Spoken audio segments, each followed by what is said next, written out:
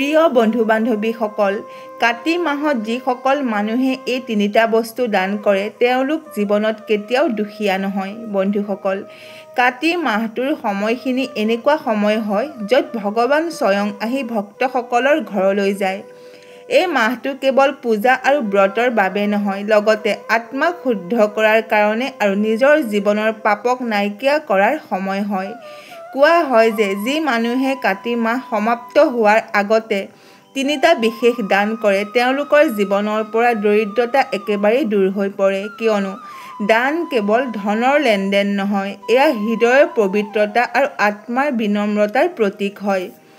যিদিনা মানুহে সঁচা মনেৰে দান কৰে সেই দিনাৰে পৰা তেওঁলোকৰ ভাগ্য সলনি হৈ পৰে। গতিকে আজিৰ এই কথাখিনি ধ্যান দি শুনক, কিয়নো আজি আমি কেৱল দানৰ কথাকেই নকওঁ, কেৱল মাত্ৰ এইটোৱে জনাম যে কি সেই তিনিটা দান যিটো ভগৱান বিষ্ণুৰ অত্যন্ত প্ৰিয় হয় আৰু যিটো কৰিলে জনম জন্মান্তৰৰ দৰিদ্ৰতা নোহোৱা হৈ পৰে। প্ৰিয় বন্ধু বান্ধৱীসকল, এই কথাখিনিয়ে আপোনাক সেই ৰহস্যৰ ওচৰলৈ লৈ যাব যিটো আমাৰ ঋষি মুনিসকলে অনুভৱৰ দ্বাৰা পাইছিল। ধনে তেতিয়ালৈকে সুখ নিদিয়ে যেতিয়ালৈকে ই দ্বিতীয়জনৰ কামত নাহে। তেন্তে আহক আজি আমি সেই দিব্য ৰহস্যটোক জানি লওঁ যে কাতি মাহটো যোৱাৰ আগতে কি সেই তিনিটা দান হয় যিয়ে জীৱনত কেতিয়াও কমি হ'বলৈ নিদিয়ে। প্ৰিয় বন্ধু বান্ধৱীসকল, কাতি মাহৰ প্ৰথম আৰু সকলোতকৈ পবিত্ৰ দান হ'ল দীপদান। দীপদানৰ অৰ্থ কেৱল এগছি বন্তি জ্বলোৱাটোৱেই নহয়, ইয়াৰ অৰ্থ হ'ল আপোনাৰ ভিতৰৰ অন্ধকাৰক নাইকিয়া কৰাটো। যেতিয়া আমি বন্তি জ্বলাওঁ সেয়া কেৱল তেল আৰু চাকিৰেই নহয়, তাত আমাৰ শ্ৰদ্ধা, আমাৰ ভক্তি আৰু আমাৰ কৃতজ্ঞতা জ্বলে। কোৱা হয় যে যেতিয়া এজন ব্যক্তিয়ে তিলৰ চাকি জ্বলাই ভগৱান বিষ্ণু, তুলসী মাতা আৰু গংগা মাৰ নামত দান কৰে তেতিয়া তেওঁ স্বয়ং তেওঁৰ জীৱনৰ অন্ধকাৰ নাইকিয়া কৰে। প্ৰিয় বন্ধু বান্ধৱীসকল, যেতিয়া কাতি মাহৰ সন্ধিয়া সময়ত আৰু সূৰ্য পশ্চিম দিশৰ ফালে ডুব যায় তেতিয়া সেই সময় সকলোতকৈ শুভ হয়। সেই সময়ত আপোনাৰ ঘৰৰ চোতালত, তুলসী গছৰ তলত বা যিকোনো মন্দিৰত তিলৰ তেলৰ চাকি জ্বলাওক আৰু সেই বন্তিগছি জ্বলোৱাৰ সময়ত মনৰ ভিতৰত এনেকৈ ভাবক যে হে প্ৰভু, যেনেকৈ বন্তিয়ে অন্ধকাৰক নাইকিয়া কৰে ঠিক সেইদৰে মোৰ মনৰ ভিতৰত থকা অজ্ঞান, লোভ, ক্ৰোধ আৰু মোহকো নাইকিয়া কৰক। যি মানুহে এই ভাৱনাৰে দীপদান কৰে তেওঁলোকৰ জীৱনত কেতিয়াও অন্ধকাৰ নহয়। তুলসী মাতাৰ সন্মুখত তিলৰ বন্তি জ্বলোৱাৰ অৰ্থ এইটোৱে যে আপুনি ধৰ্ম সমৰ্পণৰ বন্তি জ্বলাইছে। যিখন ঘৰত তুলসী গছৰ তলত সদায় বন্তি জ্বলোৱা হয় সেই ঠাইত ৰাক্ষস শক্তিয়ে প্ৰৱেশ কৰিব নোৱাৰে, সেই ঠাইত দৰিদ্ৰতা টিকি থাকিব নোৱাৰে, সেই ঠাইত হাই কাজিয়া নহয়। মাতা লক্ষ্মীয়ে স্বয়ং সেইখন ঘৰলৈ প্ৰৱেশ কৰে আৰু কোৱা হয় যে যি ঠাইত বন্তি জ্বলোৱা হয় সেই ঠাইত মা লক্ষ্মীয়ে বাস কৰে।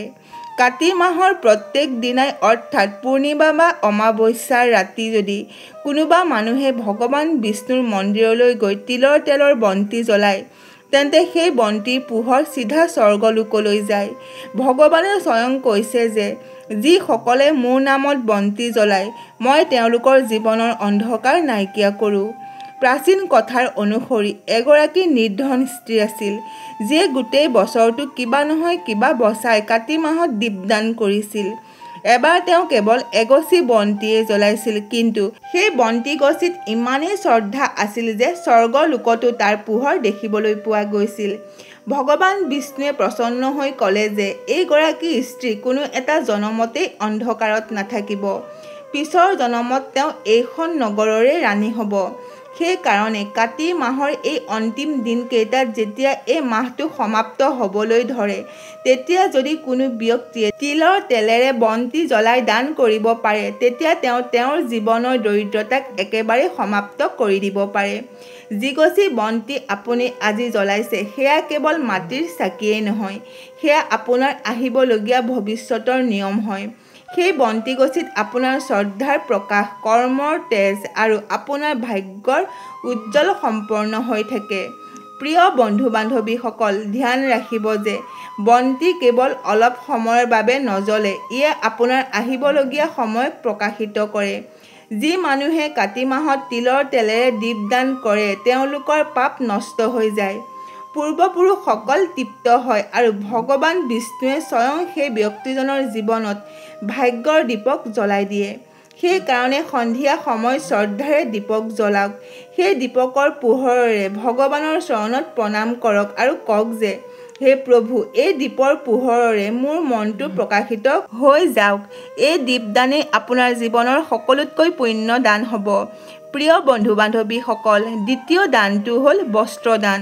কাতি মাহত কৰা প্ৰত্যেক দানেই অদ্ভুত ফল দিয়ে, কিন্তু বস্ত্ৰদান ইমানেই পুণ্য দান হয় যে যিয়ে এজন মানুহৰ ভিতৰত দয়া, কৰোণা, বিনম্ৰতাৰ প্ৰকাশ জ্বলায়। এয়া কেৱল কাপোৰ দিয়াৰে কৰ্ম নহয়, ইয়ে কোনো দ্বিতীয়জন মানুহৰ দেহত গৰম বঢ়োৱাৰ কাম কৰে আৰু লগতে সন্মান দিয়াৰো কাম কৰে। শাস্ত্ৰত কোৱা হৈছে যে যি মানুহে বস্ত্ৰদান কৰে তেওঁলোকে সুখ, আয়ুস, কীৰ্তি তিনিওটাৰে আশীৰ্বাদ লাভ কৰে। কাতি মাহত যেতিয়া শীতল বতাহ বয়, যেতিয়া তাৰ টোপাল মোতিৰ দৰে পৃথিৱীত পৰে, তেতিয়াই সেই নিয়ৰ কোনো নিৰ্ধনৰ মনৰ ভিতৰত কঁপি থকা ঠাণ্ডা হৈ পৰে।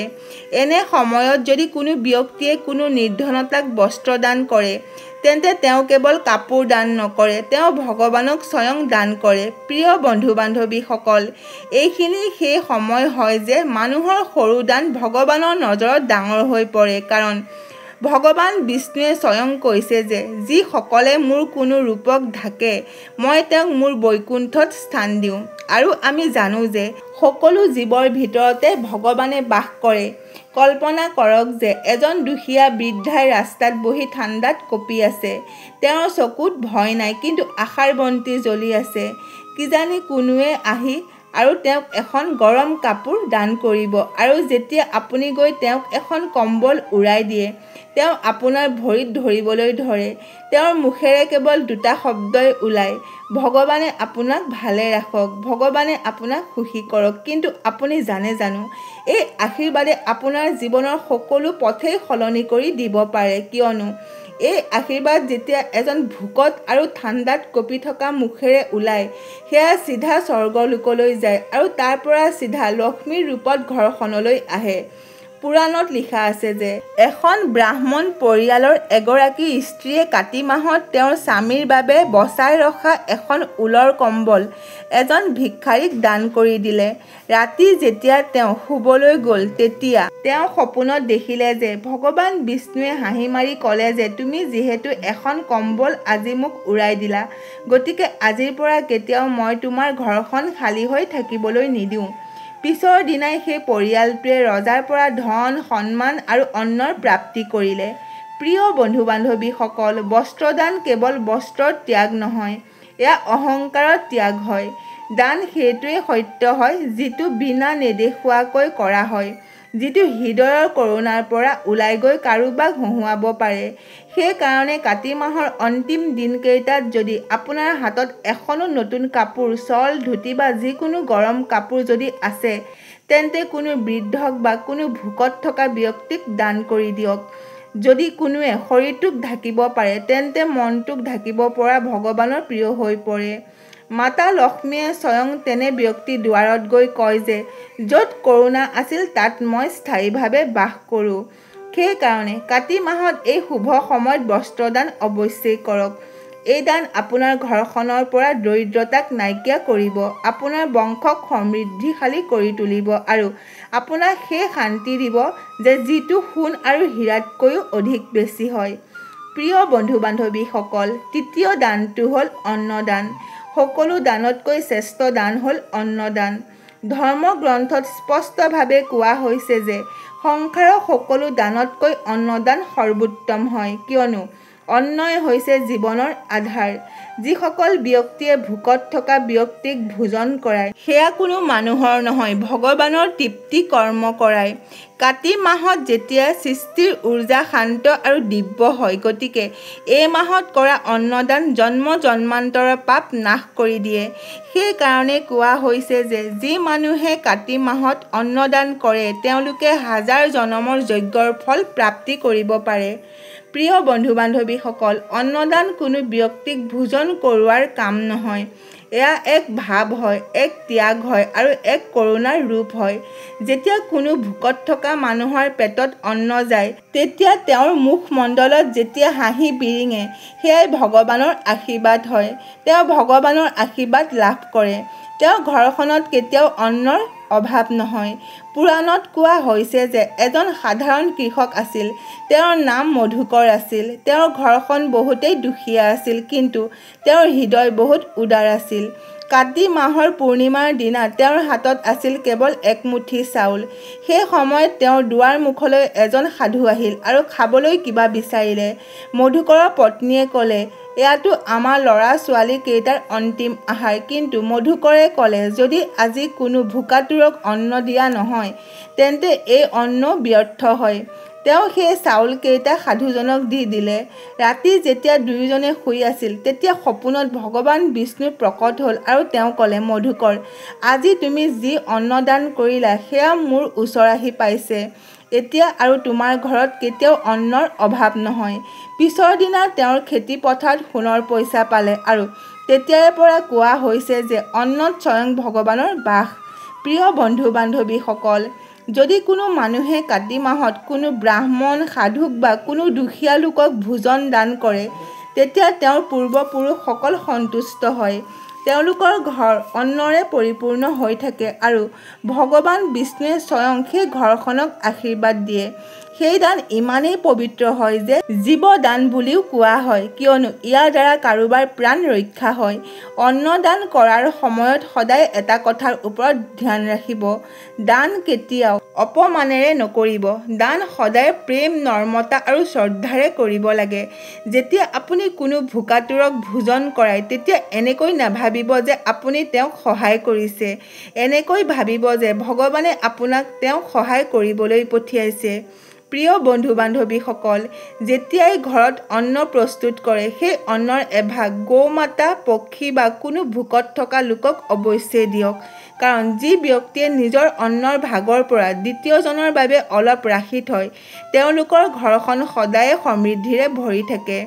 যি ব্যক্তিয়ে কাতি মাহত অন্নদান কৰে, সেই ব্যক্তিৰ ভাগ্যৰ প্ৰকাশিত হয়।